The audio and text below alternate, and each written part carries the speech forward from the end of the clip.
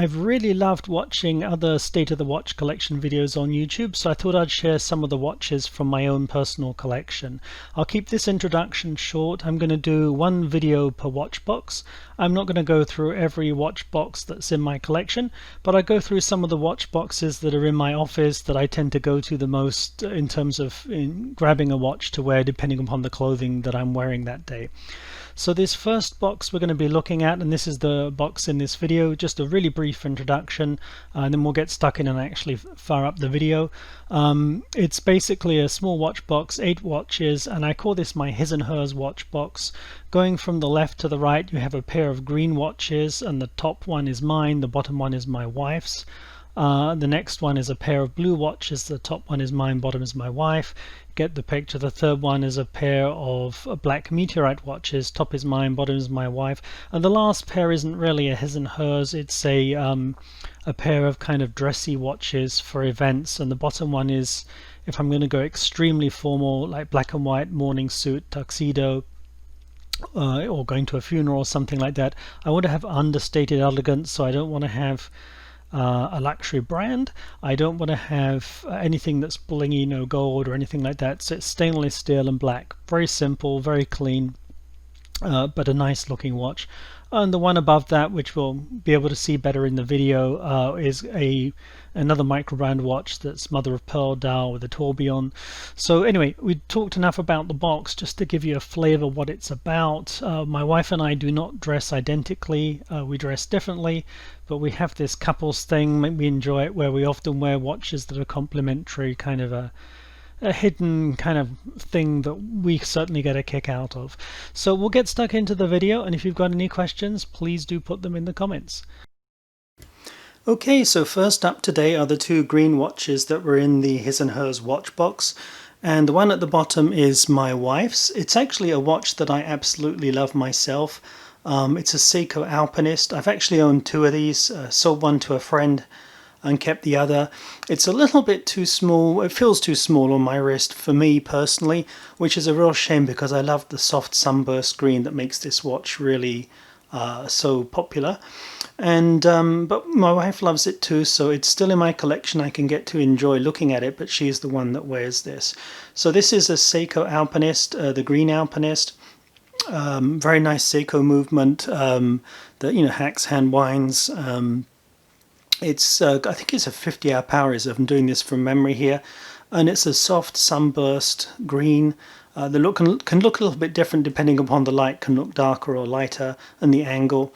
And you've got, I'm not really so much a fan of Mercedes hands, but these cathedral hands are definitely very enjoyable for me. So that's the Seiko Alpinist, and the stock strap is really crap. So if you ever go for one of these watches, they're still available on the second-hand market. I believe it's a discontinued model. Then, you know, the stock strap is kind of a brown, leathery type of strap, not a good quality leather, extremely stiff. So it's kind of a field watch, 100 meters water resistance rating. And you can probably tell from the compass on the watch as well that it's you know, somewhat of a field watch, though a dressier one than many. So I got this on this aftermarket strap, and I've had these straps a few times, and they go really well with this watch. So this is from purchased from Gekota or Watch Gecko. And this strap is, I believe, at least the buckle is a Zulu diver, so probably this is a Zulu diver strap as well. I'm not quite sure, but it's a canvas strap. Now the thing about getting a green strap with the Alpinist, it's notoriously hard to find the right strap color because you can have a soft sunburst or a dark green depending on the situation. And if you were to get a green strap, it doesn't normally go. So most people either put it on a bracelet or a different, you know, a very rich brown strap, make the dial pop or something like that. What I've done here, and the reason I like this, is the brown at the end of these canvas straps helps separate the dial from the rest of the strap, and that makes the green more of a complementary color. So I think that works really well. Love the watch on these straps, and this is my favorite combination. I've tried it on half a dozen things. I've got some two-tone bracelets, you know, gold and stainless steel, to kind of match the indices and the case. I've tried different color straps. I've even tried some NATO straps, but really this one seems to work the best for me. So that is the Seiko Alpinist. And the first thing you're probably going to notice about this watch, if you know me and you know I'm into Microbrand watches, is hang on a sec, that's a mainstream watch. So I'll let you know right now, over 90% of my watches are Microbrand watches. Should be pretty obvious. Anyone who knows me, I run the Microbrand store. I run like 5 watch groups on Facebook, including some like the Kickstarter watches groups and the Microbrand watch creators group. So definitely I'm strongly into microbrands. Those are my favorite go-tos. But I also have some mainstream brands at watches as well, like this Seiko. In fact, that's probably the only Seiko that I have. I don't have too many, so I'm at least 90% microbrands in my collection, but you'll probably see 1 or 2 other watches that are mainstream. In the watch box we're looking at today, though, this is the only one. So that's a soft green sunburst. I really like that a lot. And to complement that, whoops, sorry, banged the camera there, is this larger watch, which is a 42mm. And this is a Direnzo DRZ02. I'll put some screenshots up of other Direnzos that we've had with the original rally straps, and the rally straps are quite nice. Not so keen on the buckle that came with them, but you know, nice enough rally straps. And I've got some great aftermarket rally straps too, including a nice deep brown Horween rally strap. But I kind of like it on this bracelet. So this is a bracelet from a different company, another Microbrand, and the bracelet here is from Wardhoff, which is a Microbrand that specializes in dress watches. It's a 7-link bracelet, solid link bracelet with quick release pins, and I like the contrast between the brushed and polished finish, because there are contrasts on this case as well. If you look at the side of the case, it's beautifully concave. This was the Microbrand Watch of the Year last year for the store, and also in a number of groups as well. So you've got this wonderful concave case that's accented with a polished beveled edge. And it's really kind of matches well with the bracelet as a result. But the reason I've got it on this one rather than an aftermarket third part, you know, kind of a generic 7-link bracelet, because I have some of those too, is this end link curves very slightly, and you can see the curve in the cushion case. It kind of picks up on that. So just a coincidence, but I think it works super well. I'll put this on my wrist in a second so you can see, because you normally see these watches on I tend to see them on rally straps or brown straps, and I think it's kind of nice to see it on a bracelet here. And this watch is just wonderful, soft green sunburst. The yellow color kind of goes with the Alpinist as well, and it's just such a unique watch. I've never seen, you know, indices like this before. Everything's well thought out. Even the lollipop on the second hand just passes right over the center of the date window at 6 o'clock. So there's a lot of nice features on this watch. Swiss Microbrand, genuine Swiss Microbrand. The guy who runs this brand, Sergio Direnzo, I think lives in Geneva, so you can, you know, go visit the factories in person. Swiss Solita movement. So, you know, really nice Swiss Microbrand watch. This is a lifetime keeper for me. I don't ever intend to sell this watch. But before I put this on my wrist, because I knew I'd be looking at green watches, I popped this one on just before starting this review. I don't have many green watches, so I might as well show you all the ones that I have in my collection. So this one was a gift from Matthew & Son. It's the MAS Matthew & Son Irukandji, and it's a beautiful strong sunburst green. So I really like that. I wasn't too impressed with the stock bracelet that it came on. The friction clasp was unusable, just way too stiff for me. But this is a stock NATO strap that it came on, and it works pretty well. So it's a really light sunburst, very strong, and this indoor light, I'm not doing anything special to light it. But it's just a fun diver, so definitely worth sharing that. So let me get that off my wrist, and then we can go take a look at these 2 watches that I was wearing earlier, and I'll also perhaps show you my other 2 green watches. That's it, I've got 5 greens, and that's just about all that I have in the green department, so not too many greens. So this is the Direnzo DRZ02, and just popping that on. I'll try and do that on the camera, and I think it looks pretty decent on the bracelet. So here you go, quick watch roll.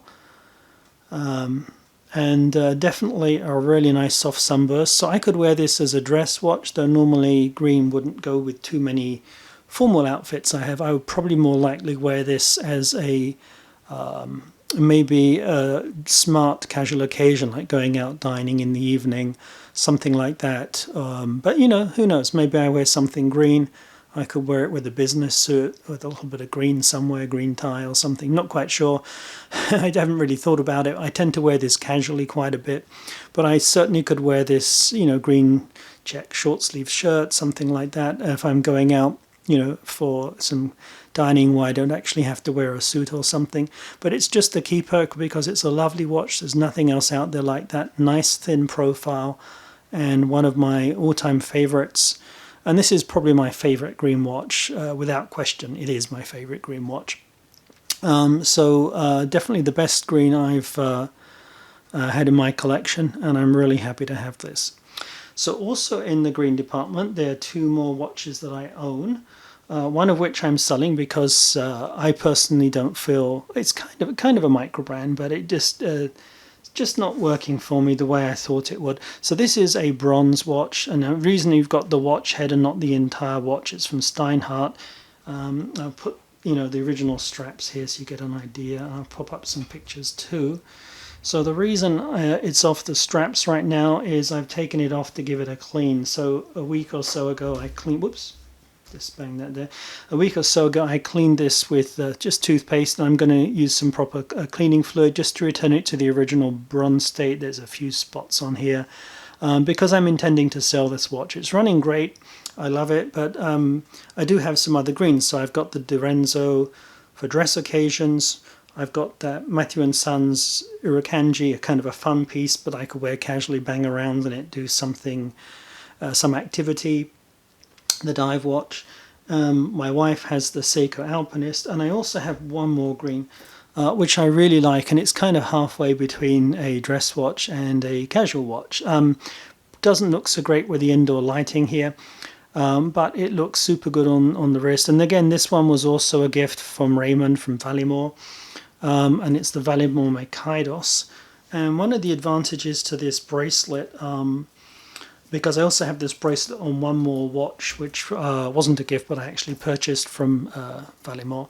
But this one, this bracelet that it comes on is just super great for fingerprints because you just cannot see them.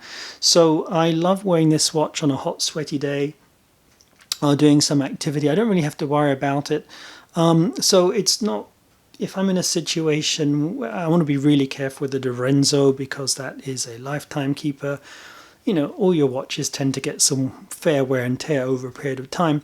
This one I'm less bothered about, but it's still nice enough that I could wear it with something and go out. So it's kind of a halfway house. So with this and the Irukandji and the Direnzo, those are my three, I don't feel that I need to have a fourth, and I've got other bronze watches already. So that's the Steinhardt that I probably will be letting go from my collection, but nevertheless it's in my collection right now. So that's it, that's all my green watches, and we'll move on to the next watches in the box, which will be the blue sunbursts. Okay, we'll start with my wife's watch first again, seems to be a good habit, ladies first. So this is a Zelos Mako version 1, a 40mm watch with a really nice sunburst dial, blue sunburst of course, everyone's favorite. But this one has some interesting lines on the dial that kind of break up when you look at it, but add a lot more interest. So this is a Cousinate bronze, and let's just briefly talk about a bronze at for a while. In all the Cousinate bronze in my collection, I aged exactly the same way, so they look pretty similar. They're all naturally aged. They picked up a patina over time. I am very careful to make sure it's a brown patina. Some people like greens and other colors. The green can be corrosive depending on which green you go for, so you want to be a little bit careful about that. And I personally like the warm brown color. It goes very well with brown straps, for example. So this is the color I was aiming for. So what I do is I'll let it age naturally. If I'm going in salt water, I'll rinse it off afterwards, should anyway, in case there's any grit or grime, but rinse it off afterwards just to make sure that doesn't affect how it ages and patinas. Same for chlorine if you're in a swimming pool. And if I've been sweating a lot, you know, I'll might take a shower with it or give it a rinse once a month or so. And obviously with the bronze, you always rotate the dial at least once, sorry, rotate the bezel at least once a month, make sure that doesn't seize up on you as it picks up the patina over time. So what you can do is when you get to a color that you like, you can polish the watch, you know, just with a microfiber cloth, no chemicals or anything else, and that adds a little bit of a shine to it in places. Burnish it if you like, so it makes it look really nice, in my opinion, a deep brown gold as opposed to a more gold, I guess, a lighter gold. So it's kind of a combination of a brown gold color, which is what makes I think Cousinate bronze so nice. It's really warm, but that shine will also help it keep that particular color for a longer period of time. And it will eventually darken over time, but you know, you just keep giving it a polish once in a while, and that will pretty much stay a consistent color for an extremely long period of time. So that's what I do with all my bronze watches. So also going to talk about the straps. The stock straps you would get on this will be I'm just trying to remember this. Oh yes, it was a tropic style a silicone rubber strap, which is decent for diving if you're going to dive with a dive watch. But my wife doesn't go diving, and she likes to wear it on soft straps. So there's this very soft, comfortable suede strap, kind of rally style strap. We wear straps differently, so you'll see this with her watches. She's going for the overall color because she'll wear this as an accessory, an overall decoration. So she has a blue dial, therefore she's having blue straps. That seems to be her preference. For myself, I want the dial to pop because I'm looking at the watch and want the dial to stand out. So we wear straps definitely a little bit differently. And if I want the dial to pop, unless it's a black watch, in which case I probably would have black straps, or a white watch, I might, you know, white dial, maybe go with a stainless steel or something like that. I would typically not have the same color straps as the dial, and it makes the dial stand out a little bit more that way. So just a personal taste, interesting thought. And let me just go hit the lights, and I'll be right back, and we'll loom this baby up.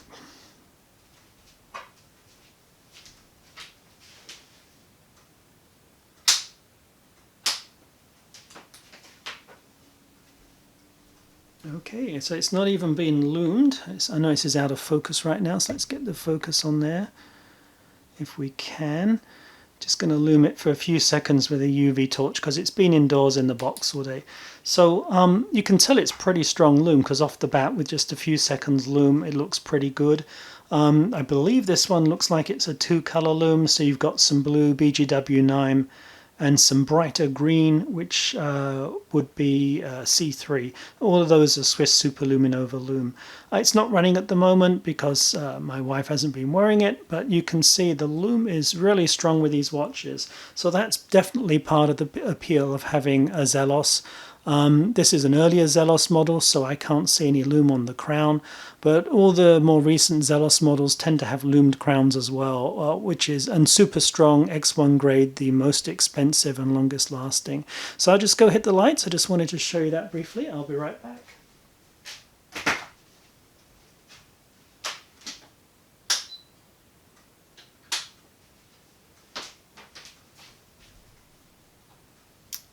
Okay, so to go with that is my blue sunburst. I have other blue sunbursts as well, but this one is definitely my favorite deep blue sunburst. So it's a very hard to see maybe with indoor lighting, but it does have a strong sunburst that shows in daylight and a dark blue dial. And this is the Baltic Aquascape, French microbrand, and it is the blue gilt. It's not a true gilt dial in that, you know, gilt means it's actually gold. So it's kind of a gold color outer track as opposed to real gilt.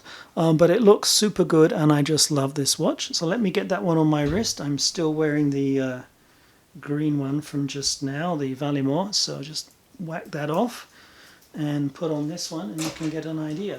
So the stock bracelet that this comes on is fairly decent. I liked the bracelet. It is a beads of rice bracelet, And there's plenty of pictures of people with a beads of rice bracelet.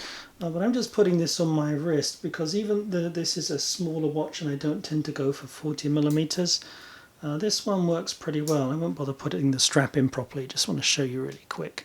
So considering my wrist size is between 7 inches and 7.5, depending if I've lost a bit of weight, so it's like 7 inches now. This one fits pretty well. It is a smaller watch, probably right at the smallest size of what I like to wear. It's a nice thin watch, very clean, classic design, very balanced dial. So I really love this watch. And I wear watches, you notice I've got a different color strap, it makes the dial pop a bit more. And this particular strap I deliberately chose for two reasons. First of all, it's also a suede strap. Sorry, I didn't tuck this in. But it is super soft, very comfortable suede strap.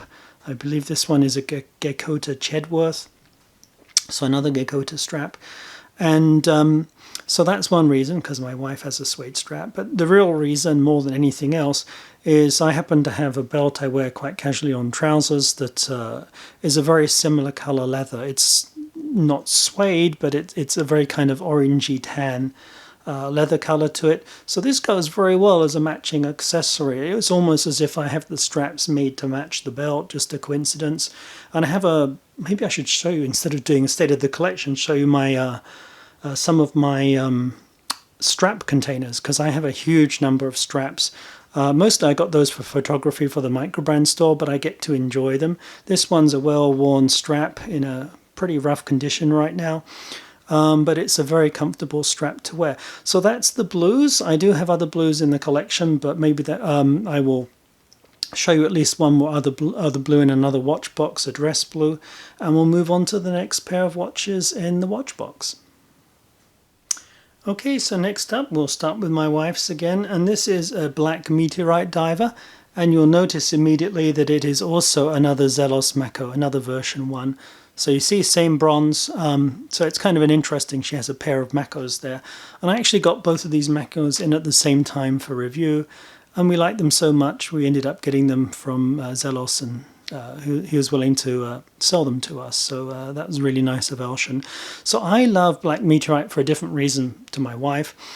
She finds it kind of a lucky thing to have, and we both find it's very interesting because the meteorite we have in this watch, I'll mispronounce it and butcher the name, something like Muon Alestra. I'll put that up on display for you, and you can look at that up on Wikipedia if you're interested. I have a link to that in my video description on YouTube.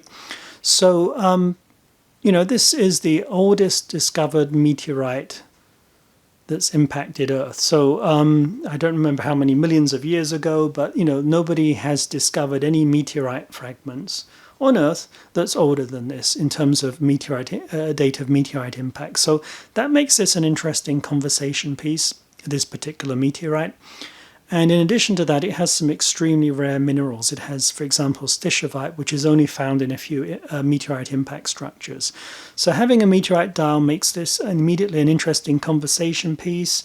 There are other meteorites, but this is the best one to go for if you can. The other watch I'm going to show you in a second is from the exact same meteorite, so that makes it extra cool as a his and hers pair. And she again has this on an aftermarket strap, a black Stingray strap. So, you know, it goes pretty well with the watch, and the same way that you get this kind of playing with the light a little bit on the Stingray, picking up different patterns. The interesting thing, and I'll show you more on the other watch, which I'll switch to in a few seconds, is that for me, meteorite, when it's black meteorite or maybe a blue, it can look really interesting in daylight the way it catches the light. So let me just switch watches and I can show you what I mean here. So that's hers and this one is mine. So my one is a Boulder Odyssey Bronze Meteor Black, which is a much larger watch, not 40, I think this is 46, 47, let's call it 46.5. Also Cousinate Bronze. This one is actually my oldest Cousinate Bronze. I've probably cleaned it up once or twice. But I'm maintaining it with this particular color right now. There's a few patches that are a little bit darker, so probably need to burnish this pretty soon again. But nevertheless, you can see this is an interesting kind of a tall watch for me. But what I like about this watch is during daylight outside, I mean the lume's pretty strong on this too. I'm actually looking at the way that the light plays on the dial, and it can sometimes the dial can look a little bit graphite colored, but it can kind of sparkle and pick up the light outside. Doesn't do it so well with an indoor office. So there's a lot of interesting things to look at in a dial that's fairly natural, and it's obviously got the interest with the being the oldest known meteorite and the rare minerals, and being from the same dial. That's fun too. If you want another parallel for his and hers, they're both Singaporean microbrands. So Zelos and Boulder are two of the best-known Singaporean microbrands out there. So this is another dive watch, fairly comparable. The stock strap I kept because it's a Halloween strap, so they're extremely long-lasting. It's a very comfortable strap. But as you can see, it's picked up a patina. It's really well beaten up on the underside. But I actually think this actually adds to the look of the watch a lot. In the same way that the case will pick up a patina, the Cuisinate bronze, this strap also has picked up a patina over time. It initially started as a very light tan-colored pair of straps. So it's a tool watch. It's not trying to be anything else. I'm just going to pop that on my wrist, as you can take a look. Just doing that off the camera because I'll probably drop the thing otherwise. And I might as well just put this strap on properly just to give you an idea. And so again, even though it's a large watch, it's just about right for my wrist. So you can see, not kind of close to the limit of what I'd want to wear, but it looks super good, I think. And I just love this tan look on it that's become an aged patina on the leather, the Halloween leather, that goes very well with the patina on the dial. So it's a tool watch. I can wear it pretty much with anything that's casual, short-sleeved in particular. And I just enjoy this watch a lot. So there it is, the Boulder Odyssey Bronze. Okay, the last pair of watches are not a his and hers, but a kind of two event watches. So I'm just actually got this other watch off already, and I'm just putting this on my wrist right now, and then we'll talk about it. And I won't bother putting it on properly, I'll just clip it in place there.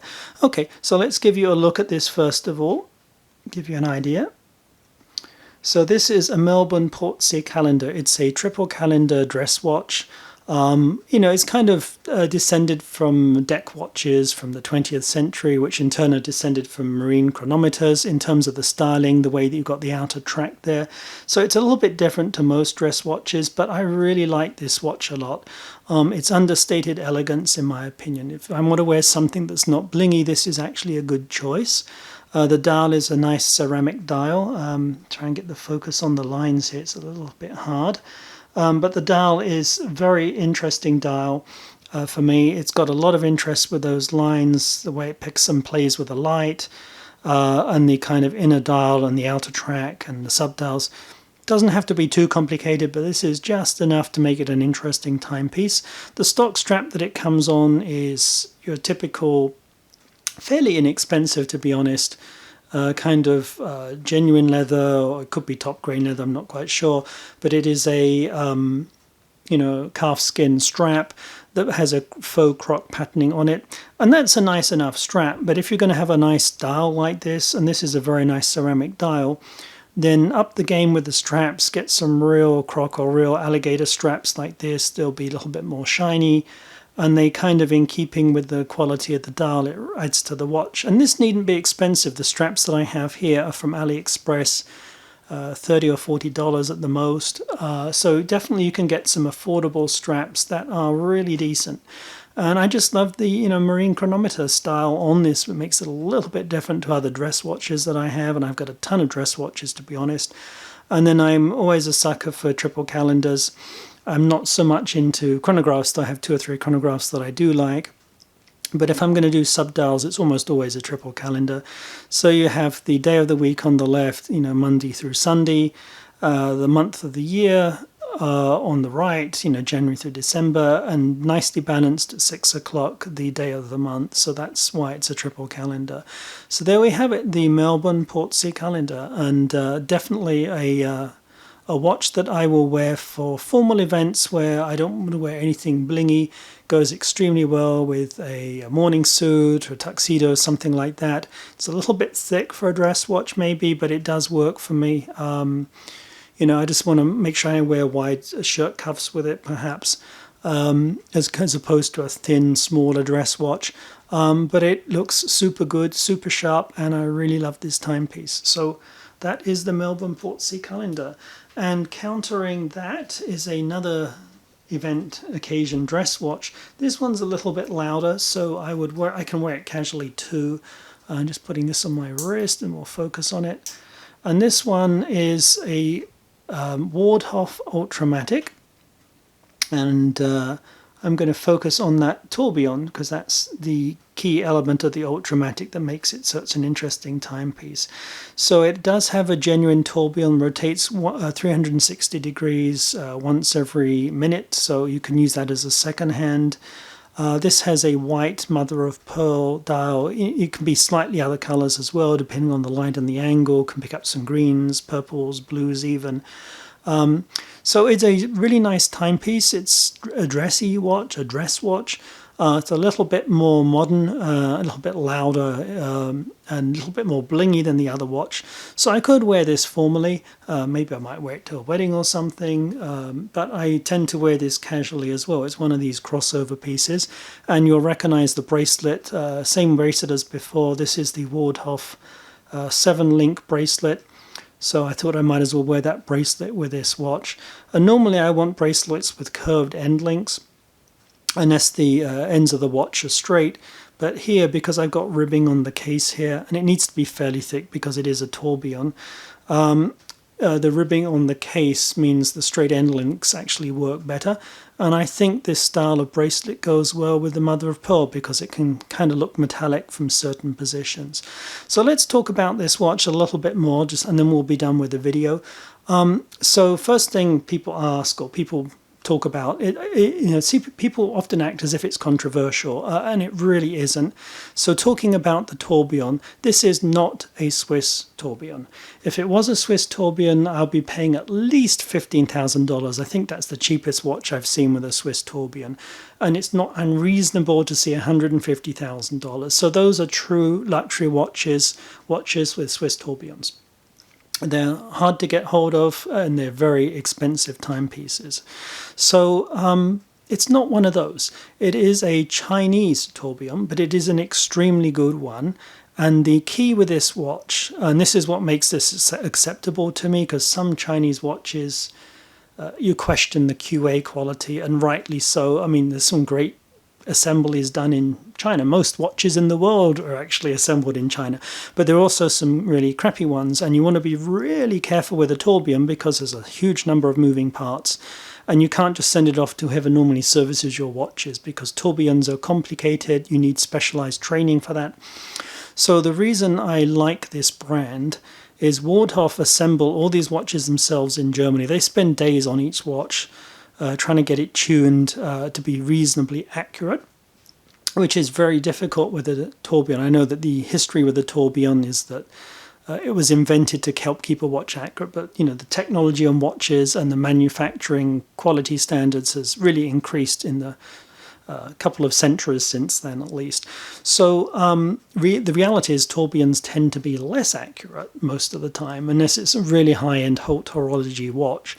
So so the fact that they do a lot of work on these watches, the QA standards is extremely high. There's two people that run Wardhoff, and one of them is in Switzerland, and he does the design of their watches, and the other one is in Germany, in Pforzheim, the capital of German watchmaking. He's been in the industry for over 30 years, I believe, and got his start at Stowa, has worked on a number of luxury watch brands, and the QA from there is phenomenal. They actually reject between 30 and 40% of the movements. So when we get a watch from them, it's extremely rare to have an issue, which is important when you have a tourbillon movement. We do test every watch before sending on to our own customers, so that's been important to us as well. Feels like a sales pitch, isn't it? I'm just trying to explain about why this tourbillon is reasonable, in my opinion. So it's a good quality watch. The standards of the warranty are very good as well. It's a 2-year international warranty. They've really looked after their customers with these movements, and they're willing to service the watch beyond that. And this is the key point. After the warranty expires at cost. So that's what they've been telling us. So it's basically a watch brand that I feel comfortable owning the tourbillon that's a non-Swiss tourbillon. It's a Chinese tourbillon. Normally I wouldn't do that because you'd have to pay a certain amount of money, and if the watch stops a year from now or 1.5 years, you're stuck. The standards sending off for service and maintenance. I've seen some really dodgy companies out there, and there's some great ones too, but there's a lot of questionable business practices, unfortunately. So by using a German company with very high standards, that's addressed the issue for me, and they're able to service these watches, replace the movement if they need to, but it's not a throwaway movement. They can actually get these serviced and repaired. So this one here, the reason I have this particular one, obviously it's one from the Microbrand store. You can tell the way I've been talking, but this is a color, the white mother of pearl, that's exclusive to the Microbrand store. So I was kind of proud of it, and I wanted to have at least one tourbillon watch in my collection, so it made sense to pick this one, and it is a dressy watch. It's a watch I enjoy wearing. I never get tired of looking at the tourbillon, but I just wanted to cover potential controversy. So what you're getting here is a sensible watch that you're paying less than $1,000 for with a tourbillon. The only alternative, if somebody says, oh, a Chinese tourbillon, don't want that, well, that's no problem, but you're going to be having to pay at least $15,000, 15 times the price, to get something, and then you're still going to have potential servicing issues unless you get it from a mainstream brand or something, and then you're going to have to pay a huge amount of money for each service. So this is the cost-effective alternative. It's the only alternative. Your only choices are a Swiss-made tourbillon or a Chinese one, and out of all the Chinese ones, I feel this brand, to me, has been the most reliable that I've dealt with, and I've dealt with a lot of Chinese brands. So this is my number one choice, and it's obviously the reason why I have it in my collection. So I feel like it's a sales pitch in some sense, but what I'm trying to do is explain why a Chinese tourbillon is not necessarily a bad thing. If this was a Chinese tourbillon assembled in some sweatshop in China on some watch brand that's not really going to be providing service once they've sold the watches to you, some startup Microbrand that hasn't been around for a while, by somebody who doesn't know the first thing about watches, that's a completely different story compared to somebody who's been in the industry for over 30 years, who has very high standards that I know, having dealt with warranty issues on a couple of these watches, not many, but a couple, obviously, people bang them around or whatever. I know how good their standards are, and I really think this is the only choice that I've seen coming out of China that has been a reliable choice that's made me comfortable enough to want to own personally. So, that's my candid takeaway. You may feel differently, but that is the reason why that is in my watch box. And it's kind of the other end of the spectrum. I have the understated black watch that might go well with a very formal black suit and an understated event. And I have this kind of somewhat louder timepiece, to be honest, but it's still a dress watch that I can wear to an event, and it's got a little bit of a story behind it.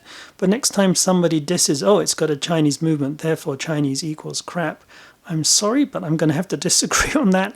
And, obviously I could have got something else, but I really don't want to, even though I can actually afford to buy more expensive watches, and I have some expensive watches in my collection, I do not want to wear a watch that costs $15,000 or more. I kind of bang up every watch sooner or later. I'm very clumsy. So this one I'm comfortable. I can wear it. I don't worry about it when I wear it, and yet I can still enjoy a tourbillon. A tourbillon is a tourbillon.